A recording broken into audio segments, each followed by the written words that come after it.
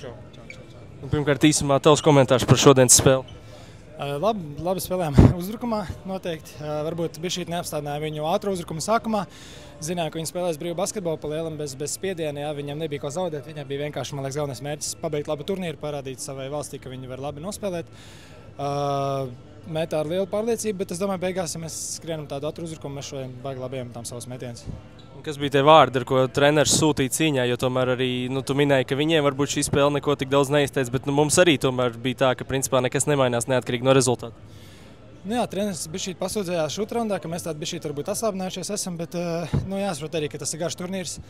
Protams, mēs mēģinām iziet uz katru spēli, mēs cienam cilvēku, kas nāk mums skatīties, kas pērk biļetes un ir mums klātīm. Tā kā mēs vienmēr atdodamies visiem 100%, vienkārši varbūt metienu treniņos vai kaut kur mēs mēģinām to enerģiju saglabāt uz vakaru. Es domāju, mēs parādījām foršu basketbolu, skatām un esam sagatavojušies nākamajam solim, skatīsies, kas pretī nāks tagad. Kā pats jūties šodien, ņemot vērā to, ka tā aizsarga rotācija tomēr bija mazāka, Kristaram paliekot ārā?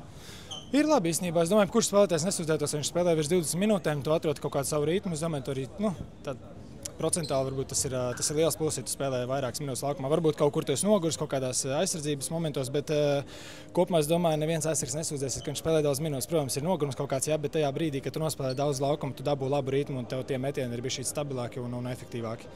Tagad nākamā spēle, astotdaļfināls pēc gandrīz 3 nepilnām dienām. Kāds ir tas plāns? Palaidīs jūs ārā no viesnīcas pa mājām vai kāds ir tas plāns, ja tu zini? Iedos mums to vienu dienu, kad mēs esam brīvi izvēlēties, kāds viesnīcā paliek, kāds varbūt uz mājām, tepat kaut kur aiziet pie ģimenes. Tā kā vienu dienu brīva, tad atpakaļ esam visi kopā, notrenējamies un tad vēl nākamajā dienā jau spēle būs. Jā. Parasti ir tā, ka pēc himnām jūs tur nododat vimpelīšus, tur šķiet reti, kad trāpās kaut kas ar praktisku tādu labumu. Šoreiz, laikam, ir tāda lieta, ko varēs arī praktiski kaut kur izmantot. Es saprotu jautājumu īsti. Iedeva tos pudeļu attaisāmos, tur, kad samainās tur ar vimpelīšiem. Redzēs maitas sejām, jā? Nē, Mēs pateicām, lai saglabā katram. To gan mēs varētu paņemt. Tas būs viens no tiem retiem gadījumiem, kad samainās ar pretiniekiem ar tiem talismaniem vai kas tur ir. Tos mēs saglabāsim, es domāju. Tas ir fakts.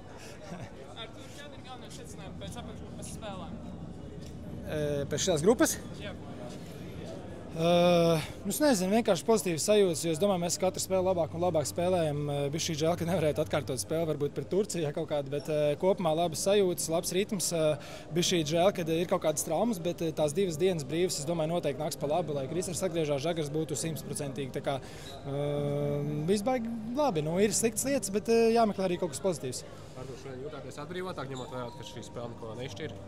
Nē, tāpat mums tas spiediens saka, treneris mums nedēļ atslābināties, un viņam ir taisnība. Viņš arī kaut ko nokomentēja, ka tādos turnīros nav tādas vieglākas spēles, kā kaut kur atslābināties. Vai trauma, tas ir mazākais, bet lielākais arī tu cieni kreklu, ko tu aizstāvi. Jā, cilvēki nāk skatīties, un mēs gribam parādīt labāko basīti. Un es domāju, nevienam nepatīk iet uz laukumu un gūt kaut kādu zaudējumu, vai ka tev iemet sejā kādu metienu. Mums ir visiem raksturs, visiem ir kaut kāds respekts pašam pret sevi un vienkārši tās uzvarēt tos divcīņas, tos dueļus.